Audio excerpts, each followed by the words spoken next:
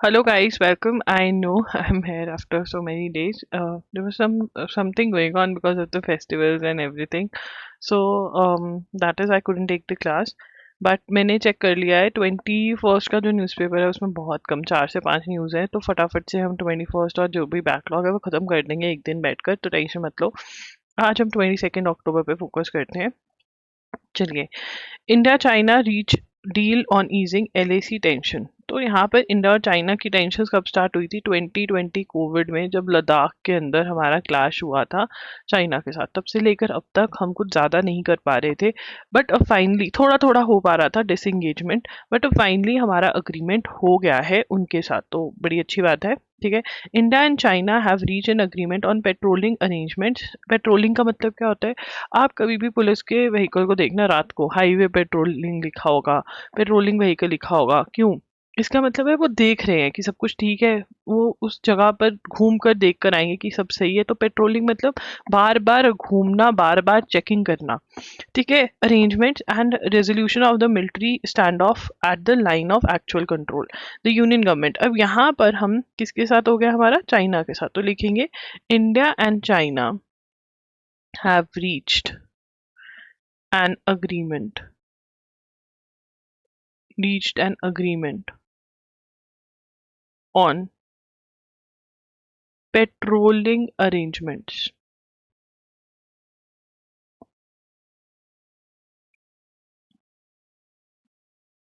and resolution of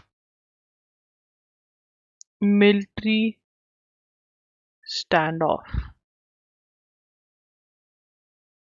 at the line of actual control, that is LAC। तो यहाँ पर हमारा क्या हुआ है? पेट्रोलिंग अग्रीमेंट हो गया कि भाई कौन कब, कौन कहाँ तक जा सकता है घूमने के लिए। मिलिट्री स्टैंड ऑफ, जो हम लड़ रहे थे, ठीक है, वो हमने कर दिया कि ठीक है भाई लड़ना नहीं है, यहाँ पे ये है वो है। ठीक है, और लाइन ऑफ एक्चुअल कंट्रोल बोलते हैं। चाइना और इंडिया के बीच में LOC नहीं है, LAC है, लाइन ऑफ एक्चुअल कंट्रोल है। ठीक है, तो ये हमें याद रखना है। बट उसके अंदर अगेन 2 पॉइंट्स अभी भी बच रहे हैं। ठीक है ना, रिमेनिंग फ्रिक्शन पॉइंट्स कौन से हैं हमारे? रिमेनिंग फ्रिक्शन पॉइंट्स जो है हमारे, फ्रिक्शन पॉइंट्स जो है हमारे, वो कौन से हैं? वो दो हैं, डेमचौक और डेप्सैंग। ठीक है ना, डेमचौक और डेप्सैंग, ये हम बार बार बात कर रहे हैं। डेमचौक चौक बोर्ड पे यूज कर सकते हैं, तो डेमचौक। ठीक है, और डेप्सैंग। ठीक है ना, अब गाना गाएंगे और कहीं मनाएंगे चाइना को कि चलो मत लड़ो। ठीक है, the announcement bye foreign secretary Vikram Misri. हमारे जो प्राइम मिनिस्टर है वो रशिया विजिट करने वाले हैं, और प्रोबेबली वो चाइना चाइना के प्रेसिडेंट जी जिनपिंग से भी वहां पर मिलेंगे। ठीक है, over the last several weeks India China diplomatic meetings हो रही हैं, बहुत बार बार हो रहा था। और यहाँ पर हमारे एक्सटर्नल अफेयर्स मिनिस्टर ने भी कहा है, did not give further details of agreement whether the buffer zones हुए या कुछ भी। कंफर्म्ड, हमारे जो एस जयशंकर है उन्होंने कंफर्म किया है the importance of which had come to stop. अब यहाँ पर हम सेकंड पॉइंट के अग्रीमेंट इम्पोर्टेंट, अग्रीमेंट इम्पोर्टेंट है and had come to stop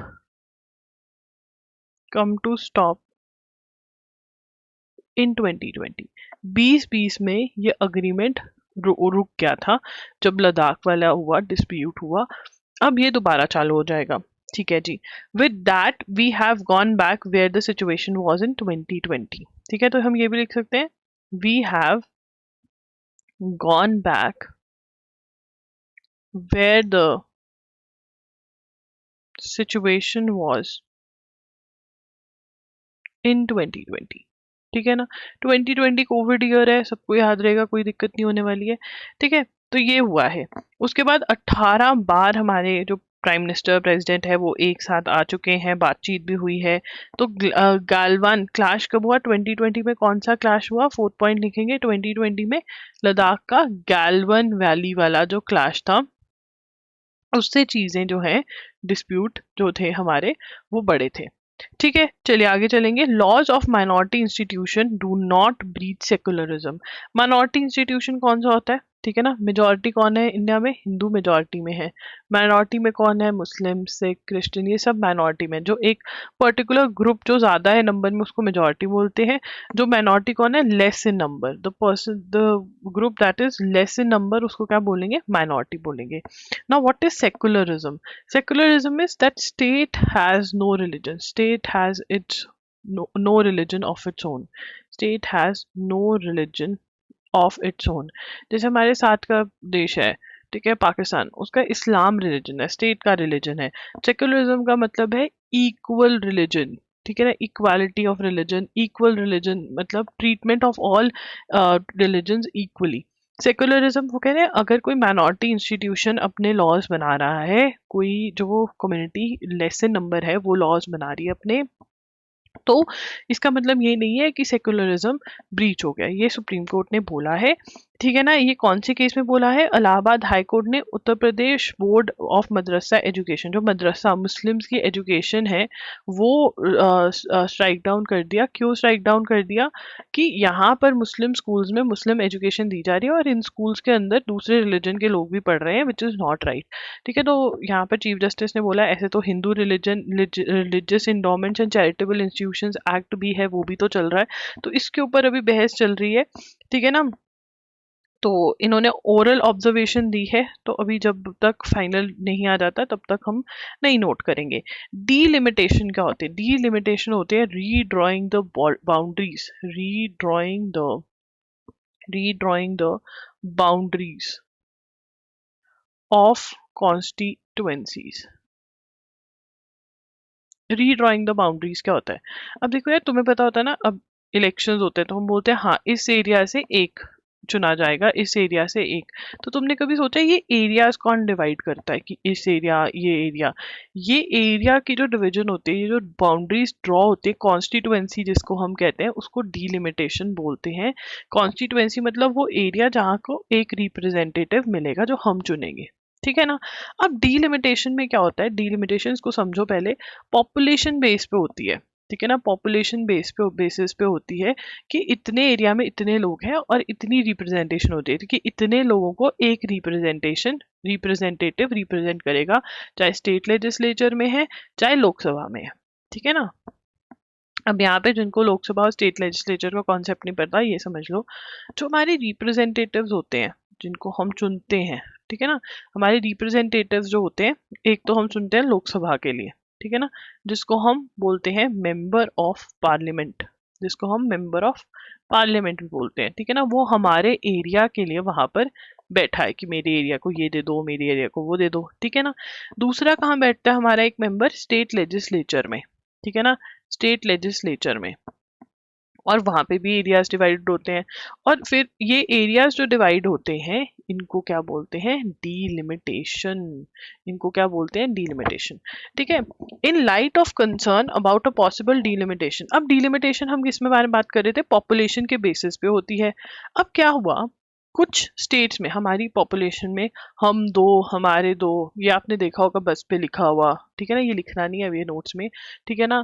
family planning के बारे में बात होती है, ठीक है ना, कि small family is good family, ठीक है ना, ये सारी हम लोग बात करते हैं, ठीक है ना। फैमिली प्लानिंग के बारे में बात होती है, आंगनवाड़ी में बात हुई, जब इंडिया की पॉपुलेशन बहुत बढ़ने लगी तो उस टाइम पे बहुत ज़्यादा बात हुई। तो कुछ स्टेट्स ने बहुत अच्छे से फैमिली प्लानिंग वाले जो स्कीम्स थे वो लगाए। अब उनकी पॉपुलेशन कम हो गई, पॉपुलेशन कम हो गई। अब क्योंकि पॉपुलेशन कम होगी तो number of people coming from that state are going to reduce. इसको ध्यान से सुनना, नंबर ऑफ पीपल कम representative coming from that state to Lok Sabha are going to reduce. Number of people coming from that state to Lok Sabha are going to reduce. तो ऐसे state कहती है ये तो गलत बात है। एक तो हमने काम किया पॉपुलेशन कम करने पे, हमने काम किया, हमने अपने लोगों को समझाया, जिन स्टेट्स ने नहीं समझाया उनके ज़्यादा रिप्रेजेंटेटिव बैठेंगे लोकसभा में और हमारे कम, ये तो गलत बात है। तो तमिलनाडु जो है इसके बारे में सबसे ज़्यादा वोकल है डीलिमिटेशन के कॉन्सेप्ट के बारे में। ये कॉन्सेप्ट सिर्फ समझना है, अभी लिखना इसमें से कुछ भी नहीं है। SC bats for uniform safety standards at coaching centres. तो कुछ महीने पहले कोचिंग सेंटर में फ्लड आ गया था, जैसे ही फ्लड आया बच्चों की डेथ हो गई थी, ठीक है। तो सुप्रीम कोर्ट क्या बोल रहा है कि यूनिफॉर्म स्टैंडर्ड्स होने चाहिए security and safety of students के लिए, जो कोचिंग इंस्टीट्यूट्स में फॉलो होने चाहिए।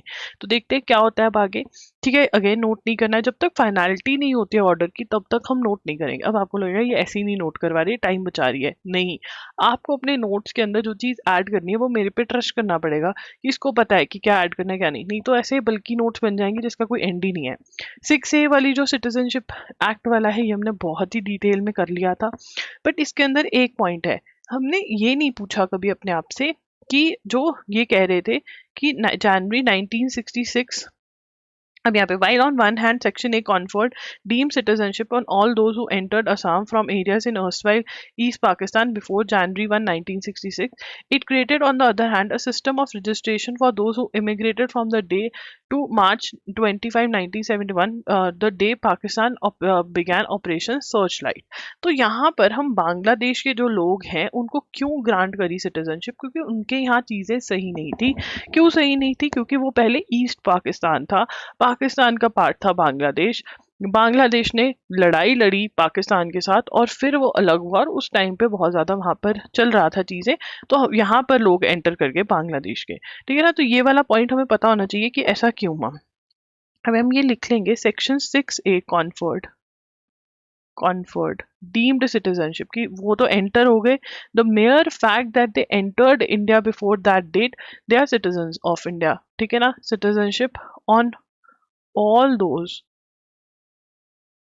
who entered Assam from areas in erstwhile East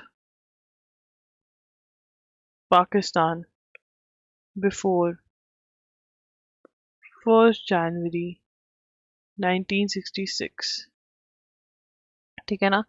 and it created, ये सेकंड पॉइंट बनेगा, it created on the other, it created, अब यहाँ पर पता है क्या करेंगे, ये हमारा फर्स्ट पॉइंट हो जाएगा सिटीजनशिप के ऊपर। सेकंड पॉइंट क्या होगा, a system of registration, a system of registration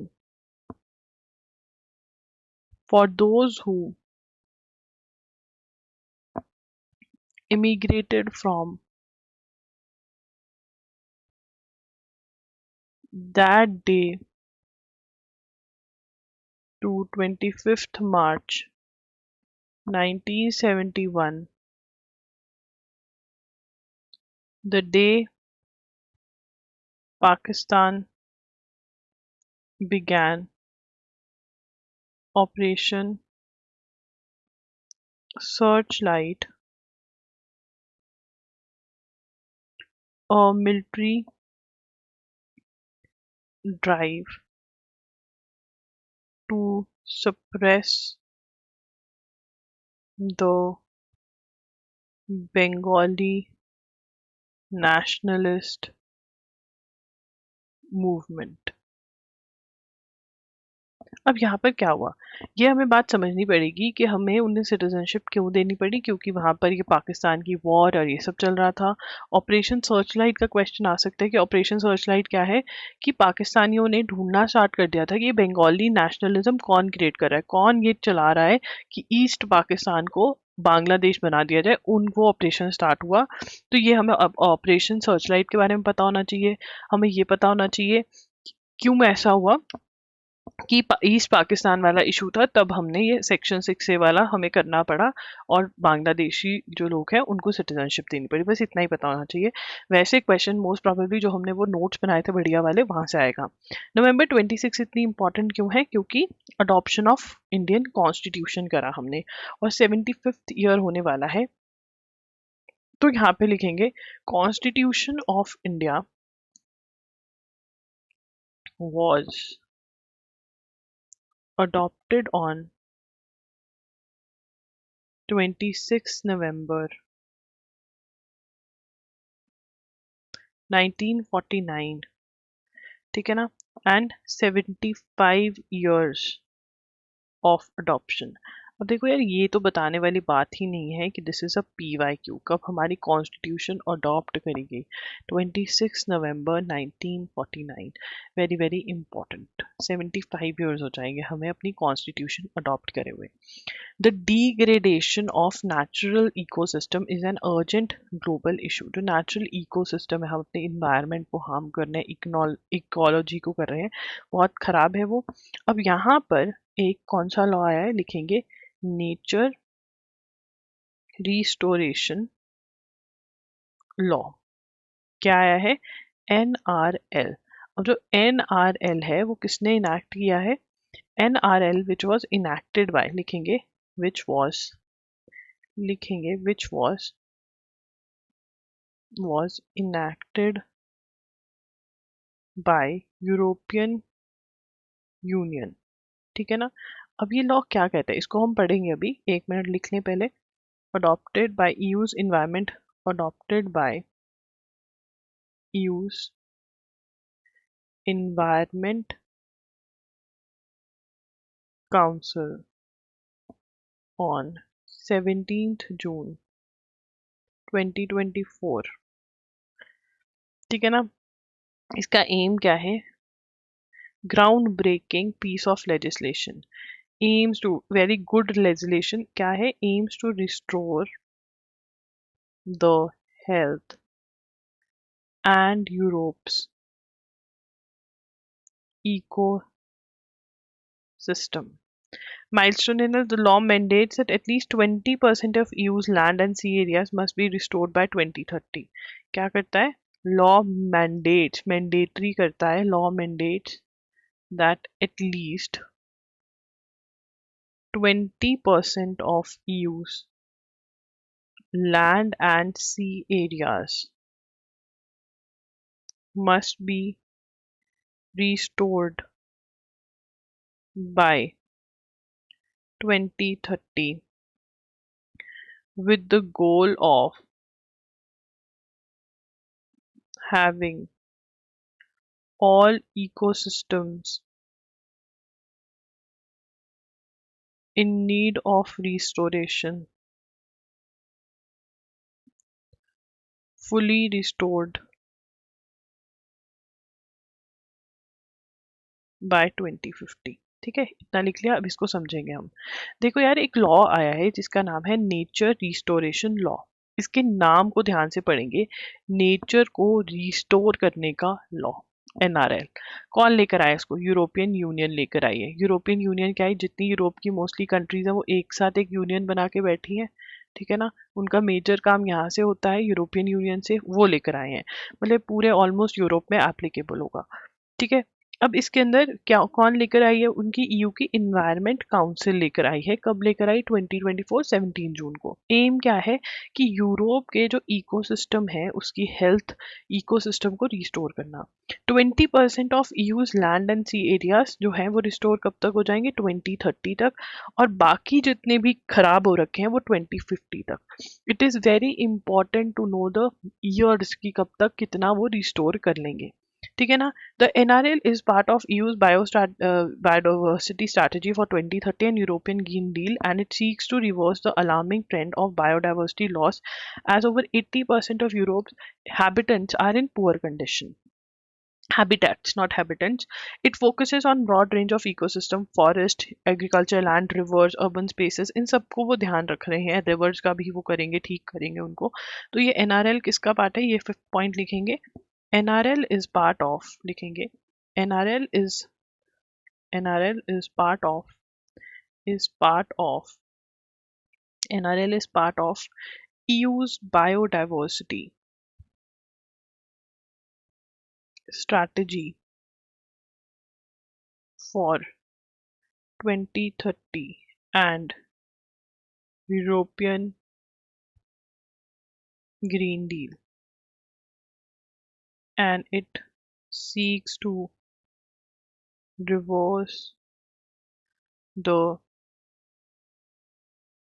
alarming trend of biodiversity loss, as over 80% Europe's habitat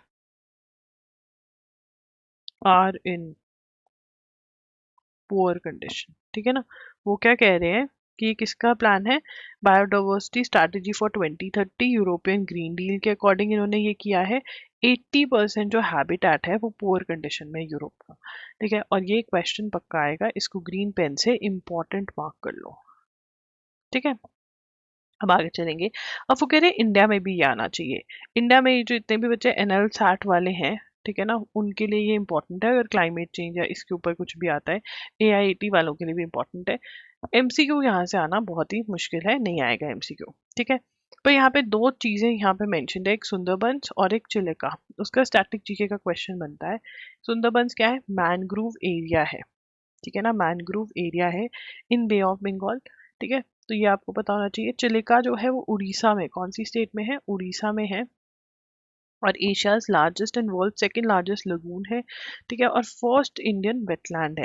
wetland क्या होता है, जो नेचुरली जहाँ पर पानी हो, नेचुरली जहाँ पर वाटर हो, उसको वेटलैंड कहते हैं। और वेटलैंड को प्रिजर्व करने के लिए रामसर कन्वेंशन इनको आइडेंटिफाई करता है, इनको रिकॉग्नाइज करता है कि भाई कंट्रीज को बताता है कि आप इनको सेफ गार्ड करिए, इनकी सेफ्टी के ऊपर वर्क करिए। ठीक है ना, तो यहाँ पर हम लिख लेंगे सुंदरबंस।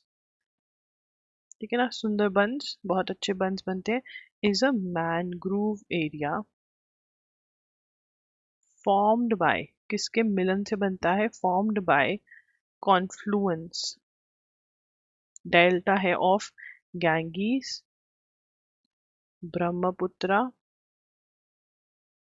एंड मेघना rivers in bay of Bengal,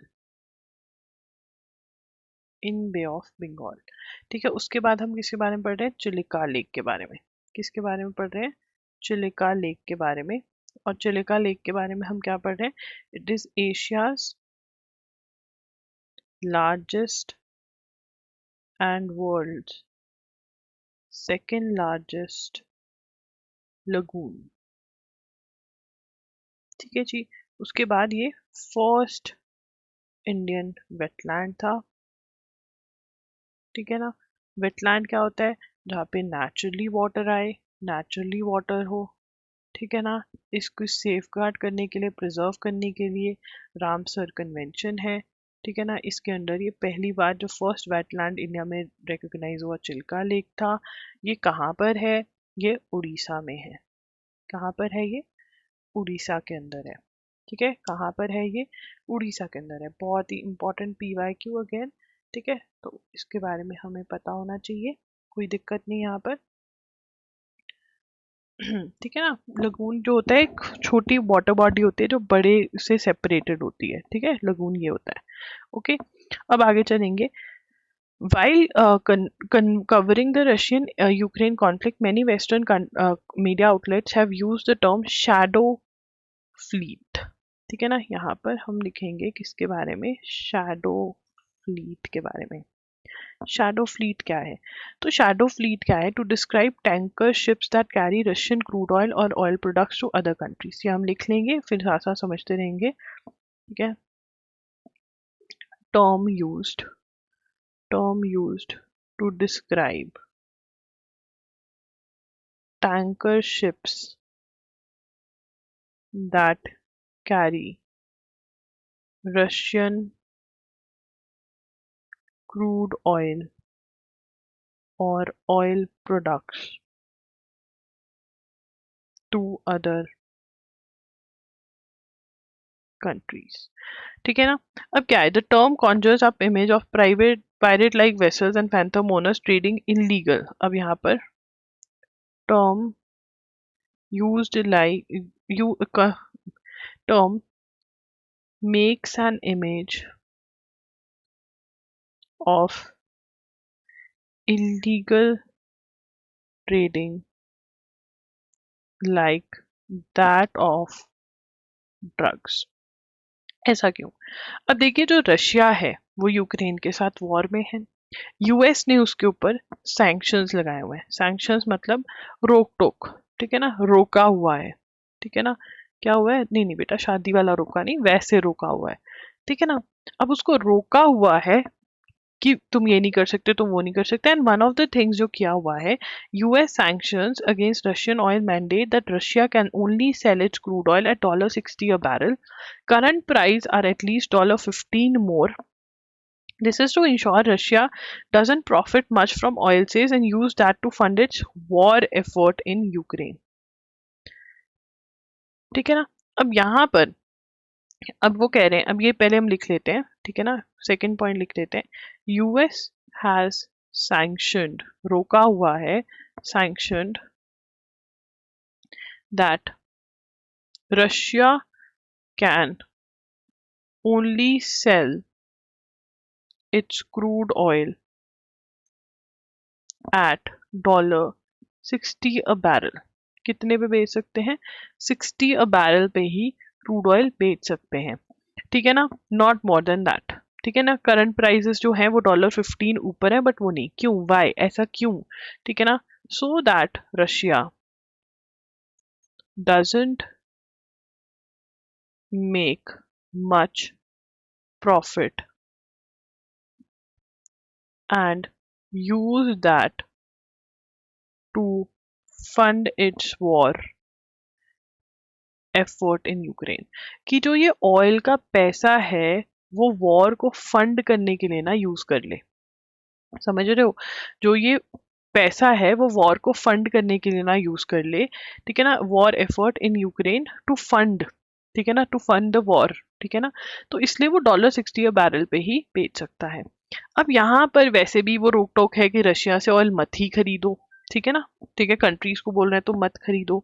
तो अब यहाँ पर इंडिया चाइना जो है वो बिल्कुल बिल्कुल अपना जो है चाइना से खरीद रहे हैं, सॉरी रशिया से खरीद रहे हैं। तो इस चीज को वो क्या कह रहे हैं, शैडो फ्लीट बोल रहे हैं, वो term use to describe tanker ships that carry Russian और क्रूड ऑयल और प्रोडक्ट्स की, मतलब ये उनको सही नहीं लग रहा है, ठीक है। The global shipping industry is highly diversified, Greeks own 20% of global merchant ship, China Japan ज्यादा करते हैं, तो ये लोग जो है कैरी कर रहे हैं, तो इसको ये क्या कह रहे हैं, जो चाइना जो रशिया का ऑयल लेके जा रहे हैं शैडो फ्लीट बोल रहे हैं, ठीक है ना। क्या टर्म यूज कर रहे हैं, शैडो फ्लीट यूज कर रहे हैं, क्योंकि ये नहीं चाहते कि कोई भी India has been painted as a host of shadow fleet that is laundering Russian crude oil, ठीक है ना। तो इंडिया जो है बाय कर रहा है, इंडिया को रोका भी जा रहा है कि मत खरीदो, बट इंडिया बाय कर रहा है वो ये चीज, तो हमें इतना ही पता होना चाहिए। उसके बाद आगे चलेंगे, one could book railway tickets. अब यहाँ पर पहले 4 months इन एडवांस हम रेलवे टिकट्स बुक कर सकते थे, railway tickets could be booked 4 months in advance. Now, now, now, from 1st November 2024, कब से होंगी, 2 months in advance, मतलब 60 days in advance, ठीक है। चलिए आगे चलेंगे, ये तो रटने वाला काम है। प्रियम्बल के बारे में बात हो रही है कि क्या प्रियम्बल, जो कॉन्स्टिट्यूशन का इंट्रोडक्शन, प्रियम्बल को क्या बोलते हैं, what is preamble? Preamble is introduction to the constitution. What is preamble? Introduction to the constitution. What is preamble? Introduction to the constitution, ठीक है ना। अब प्रियम्बल वॉज अमेंडेड इन, अब यहाँ पे बता रहे हैं कि कब अमेंड हुई, चेंजेस कब आए, ठीक है ना। प्रियम्बल सबसे पहले ये लिख लेंगे, preamble was amended in December 1976 by Indira Gandhi,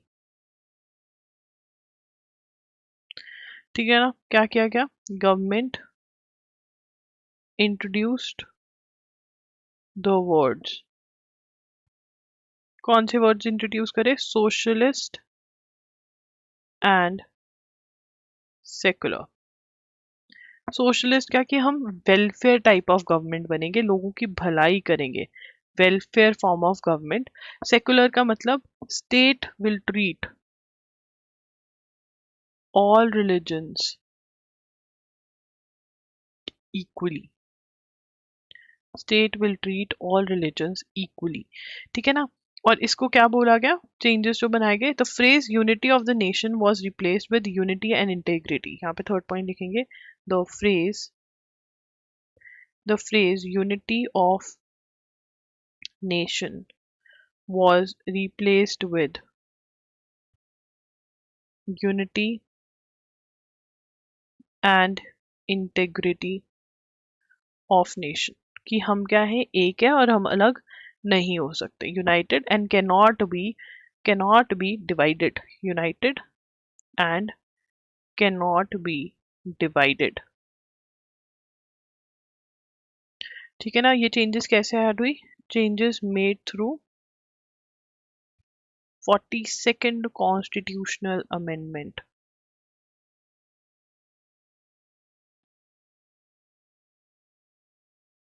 और तब इमरजेंसी चल रही थी. ठीक है ना? नेशनल इमरजेंसी लगी हुई थी जब 42nd कॉन्स्टिट्यूशनल अमेंडमेंट हुई. अब यहाँ पर दिस इज वेरी इंपॉर्टेंट. सबसे पहले what is a preamble? Preamble is introduction to the constitution. बताती है कि हमारी कॉन्स्टिट्यूशन कैसी है, हमारी कॉन्स्टिट्यूशन के बेसिक्स क्या है, वो किन आइडल्स के ऊपर बेस्ड है पूरी constitution, Indian constitution. That is what is preamble is. Right? Preamble जो है वो कब अमेंड हुई? वो 1976 में इंदिरा गांधी जी ने अमेंड करी. Now this is very important कि कब अमेंड हुई, who was in power at that point of time, and also it was through 42nd constitutional amendment that when emergency was going on, that preamble was amended. Amended का मतलब क्या होता है बच्चों? Amended का मतलब होता है changes. Amended का मतलब होता है changes, कि क्या changes करे गए. ठीक है ना? तो उसमें सबसे पहली चेंजेस क्या गई कि दो वर्ड्स ऐड किए गए, जो कौन से थे? Socialist and secular. सोशलिस्ट का मतलब क्या होता है कि हमारी जो गवर्नमेंट है that is a welfare form of government, where secular is state will treat all religions equally. Hindu Muslim Sikh ईसाई सब इक्वल है फॉर द गवर्नमेंट. राइट? उसके बाद the term, now this is very important, the phrase unity of nation was replaced with unity and integrity, कि हम लोगों को कोई भी डिवाइड नहीं कर सकता, हम एक हैं. ठीक है ना? तो ये प्रियम्बल के बारे में बताया हुआ है. Originally the text of preamble declared India sovereign democratic republic. The word socialist secular were added. The largest bench in the history of supreme court, Kesavananda Bharati case, was held that preamble was integral. Now अब preamble is considered. अब यहाँ पर हम fifth point add करेंगे. We are going to add the fifth point. Now कौन सी judgement में it was held that preamble was an integral part of the constitution? This is very important. लिखेंगे केशवानंदा भारती. केशवानंदा भारती में कितने जजेस थे? इट कंसिस्टेड ऑफ 13 जजेस. आज तक सुप्रीम कोर्ट की हिस्ट्री में किसी केस के अंदर इतने जजेस नहीं बैठे हैं. सिर्फ कहाँ किस में बैठे हैं? केशवानंदा भारती में. तो लिखेंगे केशवानंदा भारती, केशवानंदा भारती केस, केशवानंदा भारती केस. ठीक है ना? केशवानंदा भारती में क्या हेल्ड किया? केशवानंदा भारती, ठीक है, लार्जेस्ट, सबसे पहले क्या है? Largest bench in the history of supreme court. ठीक है ना? बेंच क्या होता है? जजेस जो बैठते हैं उनको, जजेस को रेफर करने के लिए बेंच बोल देते हैं. जब नंबर ऑफ जजेस set together that is called as bench. एक को भी बेंच बोल देते हैं. तो सबसे पहले लार्जेस्ट जजेस बैठे थे. नंबर ऑफ जजेस कितने बैठे थे? 13 जजेस बैठे थे. Very very important. This is a PYQ, बहुत एग्जाम्स में बार बार आता है. ठीक है? और इस जजमेंट में क्या हेल्ड किया गया था? हेल्ड दैट, लिखेंगे held that the preamble held that the preamble was an integral part of the constitution. Integral part का मतलब क्या होता है? कि बहुत इम्पॉर्टेंट पार्ट है. इंटीग्रल का मतलब क्या होता है? That it is a very very important part. ठीक है ना? एंड वो subject to amending power of provided. तो यहाँ पर लिखेंगे was subject can be amended, can be amended by parliament provided the basic structure was not tinkered with. छेड़छाड़ नहीं कर सकते बेसिक स्ट्रक्चर। बेसिक स्ट्रक्चर क्या है? वो इम्पॉर्टेंट आइडल्स, वो इम्पॉर्टेंट पिलर्स जिनके ऊपर कॉन्स्टिट्यूशन खड़ी है, हम वो नहीं चेंज कर सकते हैं। So yes, this is Indian constitution. आपको पता होगा इंडियन कॉन्स्टिट्यूशन का मेरा कोर्स भी है, अगर आपको वो लेना है ploggery.in पर जा सकते हो। साइक्लोन दाना, हम कहते हैं दाना पानी, दाना पानी, दाना पानी। तो वहां से दाना याद हो जाएगा, वेस्ट कोस्ट उड़ीसा कोस्ट के likely to cross west Bengal and Odisha. ठीक है ना, तो देखते हैं अगर क्रॉस करता है या नहीं। करेगा तो फिर हम नाम लिख लेंगे। SC to hear in January plea against blocking BBC film. तो एक BBC की फिल्म आई थी, ठीक है ना, BBC फिल्म ब्लॉकिंग केस। तो BBC की एक फिल्म आई थी जिसका नाम क्या था, लिखेंगे BBC। BBC की फुल फॉर्म लिखेंगे ब्रिटिश ब्रॉडकास्टिंग कॉरपोरेशन। अब यहाँ पे the supreme court on Monday posted, the Supreme Court on Monday posted petition challenging the Union government decision to block the screening of British Broadcasting Corporation documentary series titled The Modi Question to the second week of January 2025। अब यहाँ पर क्या है, देखिए एक movie release करी किसने, BBC ने। BBC क्या है, यूके का गवर्नमेंट का चैनल, यूके का गवर्नमेंट का चैनल, ठीक है ना। ब्रिटिश ब्रॉडकास्टिंग कॉरपोरेशन ने एक फिल्म रिलीज करी, ठीक है ना, और जिस फिल्म का नाम क्या है, documentary series, basically documentary series का नाम क्या है, द मोदी क्वेश्चन। अब मोदी क्वेश्चन में क्या, डॉक्यूमेंट्री सीरीज में क्या बताया गया, जो गुजरात के अंदर राइट्स हुए, ठीक है ना, गुजरात राइट्स के बारे में बात करी गई। 2002 के अंदर PM, जो अब हमारे PM है वो CM थे तब गुजरात के, ठीक है ना। फिर उसके बाद सिटीजनशिप प्रोटेस्ट जो हुई, सिटीजनशिप अमेंडमेंट एक्ट की जो प्रोटेस्ट हुई, ठीक है ना, ये दोनों चीज़ों के बारे में वो बात कर रहे थे और कहा मोदी जो है वो he is responsible and all of that, ठीक है ना। तो BBC का फिल्म ब्लॉक किसने किया, यूनियन गवर्नमेंट ने ब्लॉक कर दिया, ठीक है ना। Union governments decision to block above documentary challenged in supreme court. Supreme court में चैलेंज हो गया था, तो अब सुप्रीम कोर्ट इसके बारे में सुनेगी, उसके बारे में जो ट्वीट्स हुए थे ये सब भी ब्लॉक कर दिए थे, तो अब इनकी सुनवाई होगी। तो हमें क्या पता होना चाहिए, BBC लेकर आया था डॉक्यूमेंट्री सीरीज मोदी क्वेश्चन जो ब्लॉक कर दी थी, ठीक है, बस इतना पता होना चाहिए। उसके बाद विकीपीडिया का केस, ये बहुत ही इंटरेस्टिंग केस है, ANI वालों ने इनके ऊपर करा। तो यहाँ पर पहले लिख लेते हैं, Wikipedia Wikipedia has taken down an article titled Asian News International versus Wikimedia Foundation। तो यहाँ पर Wikipedia has taken down the article news agencies defamation lawsuit against the online, this is the first incident. तो इन्होंने एक जो article है वो take down कर लिया है, ठीक है ना। Rule that Wikipedia page describing criticism of the lawsuit amounts to, ये हम लिख लेते हैं पहले फिर करते हैं, ठीक है। विकीपीडिया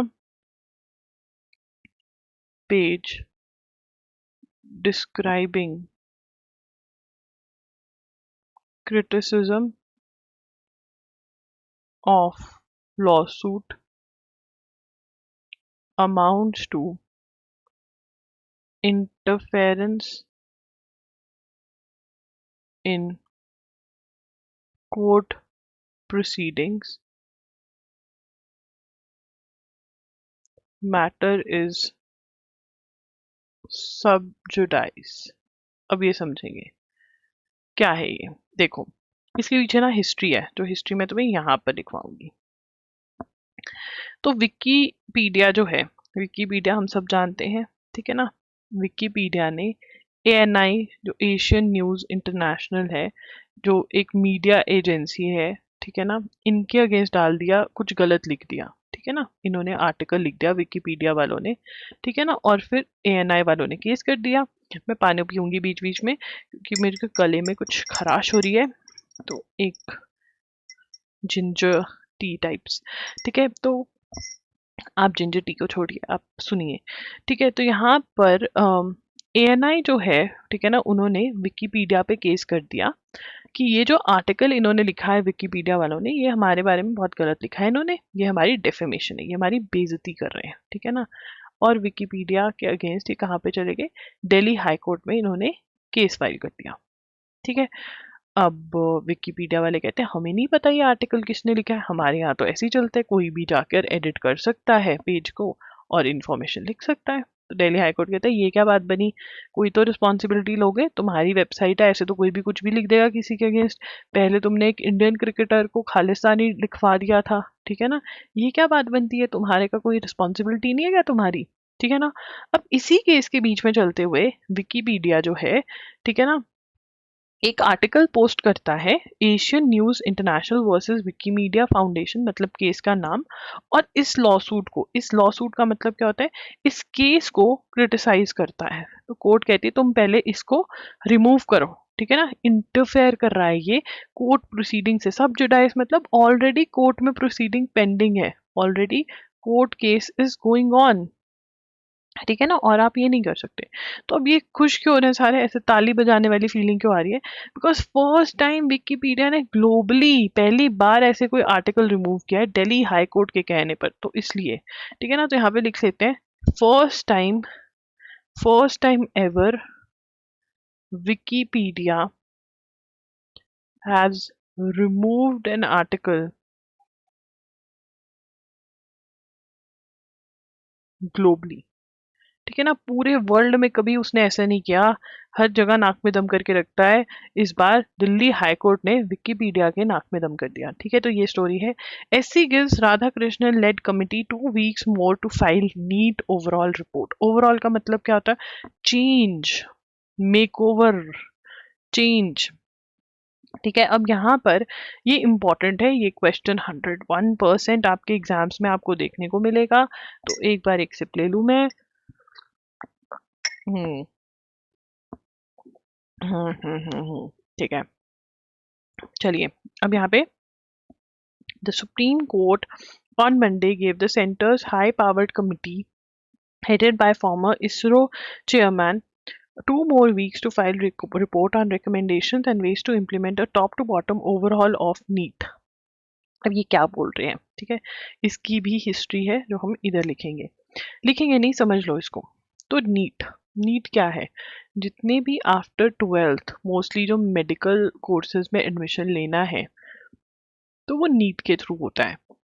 सॉरी मतलब चाहे वो एमबीबीएस है, बीडीएस है, डेंटल में है, ठीक है ना, इवन आयुर्वेदा और ये सब, ठीक है ना। तो अब इसके अंदर नीट का एग्जाम देना पड़ता है। तो नीट का एग्जाम बहुत ज़रूरी हो गया क्योंकि बहुत बच्चे बचपन से सपना देखते हैं कि मुझे डॉक्टर बनना है।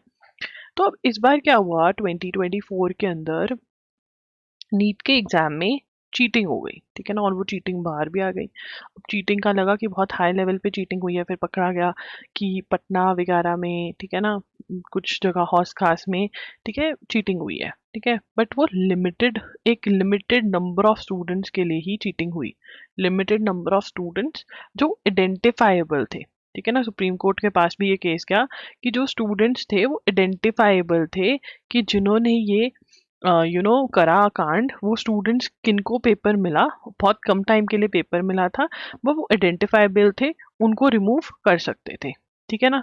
तो उन लोगों को रिमूव कर दिया, उन स्टूडेंट्स को बैन कर दिया, जो भी करना था वो कर दिया। बट अब यहाँ पर बात चली, फिर क्या हुआ, एनटीए, कौन, एनटीए, नेशनल टेस्टिंग एजेंसी, कौन है एनटीए? फुल फॉर्म क्या है ये लिख सकते हो आप, नेशनल टेस्टिंग एजेंसी जो है उसके ऊपर बड़े क्वेश्चंस उठे कि यार ये मतलब चीटिंग की वजह से, एक तरह से ये कह सकते हैं कि चीटिंग वाला तो पैंतरा चलो वो पकड़ा गया, अलग हो गए वो लोग, ठीक है, चीटिंग बच गई, लिमिटेड नंबर ऑफ स्टूडेंट्स थे, आइडेंटिफाइबल थे, सुप्रीम कोर्ट ने कहा कि नहीं दोबारा रिकंडक्ट नहीं करेंगे। बट सुप्रीम कोर्ट ने कहा कि यार नीट जो है ना उसकी कंडक्टिंग एजेंसी को में बहुत सारे लूप होल्स हैं। लूप होल्स मतलब कुछ प्रॉब्लम्स हैं बहुत मेजर, ठीक है ना, जैसे ये लोग सिलेबस थोड़े महीने पहले चेंज कर देते हैं, ठीक है ना, जो कंडक्ट करते हैं एग्जाम उसके अंदर कुछ दिक्कतें हैं कि जैसे ऑफलाइन कंडक्ट होता है ये मतलब पेन एंड पेपर मोड में होता है, क्या ये पेन पेपर मोड में ही होना चाहिए, क्या इसके अंदर 2 सेक्शंस होने चाहिए, तो ये सारी चीज़ों पे क्वेश्चंस उठाए गए और उन्होंने कहा कि नहीं, नीट के अंदर आप ओवरऑल लेकर आइए, मतलब चेंज लेकर आइए मेजर, और उसके लिए एक कमेटी बिठाई गई, ठीक है ना। तो सेंटर ने ये कमेटी बिठाई, तो यहाँ पर सेंटर्स, यहाँ पे लिखेंगे सेंटर्स हाई पावर्ड कमिटी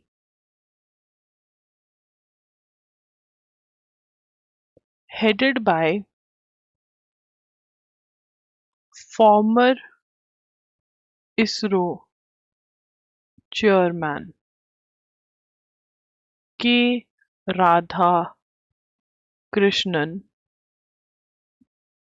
ठीक है ना, to give a report on recommendations and way to implement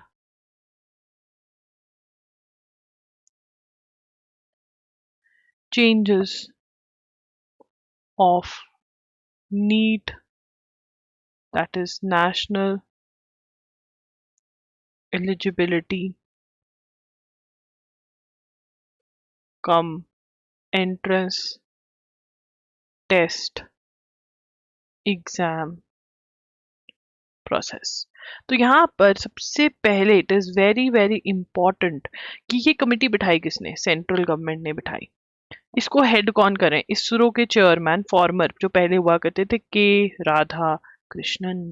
this question is going to be there in every exam, this question is going to be there in every exam, ठीक है। To give report on recommendation and way to implement changes in NEET. NEET की full form क्या है? NEET की full form है national eligibility cum entrance test, ठीक है ना। इसके अंदर चेंजेस जो है रिकमेंड करेंगे, ठीक है, तो ये सब चीज़ें जो है वो करेंगे। Okay, the committee has directed to come up with suggestion to rectify security lapses, audits, ये वो, logistics, the 2024 question paper transported in e rickshaws. तो वो कह रहे हैं 2024 का जो पेपर है वो ई रिक्शा में भी ट्रांसपोर्ट हुआ है, ये क्या बात बनी, ठीक है, तो वो चेंजेस करेंगे। उसके बाद Austin announces $400 million in military add, जहाँ पे US defence secretary Lloyd Austin announced $400 million military aid for Ukraine। उसके बाद Yulia Navalny, who is Yulia Navalny? She is the wife of Alexei Navalny, who was killed by Russia. He was a major politician of Russia, ठीक है ना, उसको मार दिया गया था, तो वो कह रही है कि मैं वेट कर रही हूँ कब मैं रशिया जाकर इलेक्शंस लड़ सकूं, ठीक है। उसके बाद मॉलडीव्स प्रेसिडेंट टेकन, अब यहाँ पे लिखेंगे Maldives president has taken steps to introduce unified payments interface in the island, ठीक है ना। अब इसके अंदर group setup to introduce UPI in Maldives, appointed TradeNet Maldives Corporation Limited as leading agency. उसके बाद एडोगन, टर्की के Tayyip Erdogan is the president of, Recep Tayyip Erdogan is the president of Turkey, ठीक है ना। उनके एडोगन rival जो थे फतहुल्ला गुलन dies in Israel, ठीक है ना। Rival of Turkey president Fethullah Gulen accused of organizing a failed 2016 coup died in exile in USA, ठीक है ना। बंदी में मर गया यूएसए में। कू का मतलब क्या होता है? कू का मतलब होता है ओवरथ्रोइंग government, ओवरथ्रोइंग government in power, forcefully ओवरथ्रोइंग government in power, ठीक है ना। बट फेल्ड कू अटेम्प्ट था। This is again important, star लगाएंगे, PYQ लिखेंगे। चले, मार्क्स वर्सेप्टन जो है वो क्या जीत गया? फॉर्मूला 1, यूएस की फॉर्मूला 1 जीता है, ठीक है। तो ये लिख लेंगे, मार्क्स वर्स्टेपन 1 यूएसए फॉर्मूला 1, ठीक है जी। ओके, सो इसी के साथ गाइज, आई नो सितंबर के MCQs थोड़े डिलेड हो गए हैं, बट फेस्टिवल सीजन चल रहा है तो थोड़े डिलेड है, बट ये बन जाएंगे और मैं आपके तक पहुंचा दूंगी बहुत जल्द। एंड सितंबर का पार्ट 3 और पार्ट 4 भी जल्दी हो जाएगा। वन शॉट्स की बात कर रही हूँ, अगर आपने अभी तक नहीं खरीदे हैं तो खरीद लीजिए, कंप्लीट तो हो ही जाएंगे ये। थैंक यू फॉर वॉचिंग, और जो बैकलॉग है उसकी टेंशन मत लीजिए, वो सब कवर हो जाएगा आपका। Bye bye, take care, thanks for joining in, and do like this video, do comment.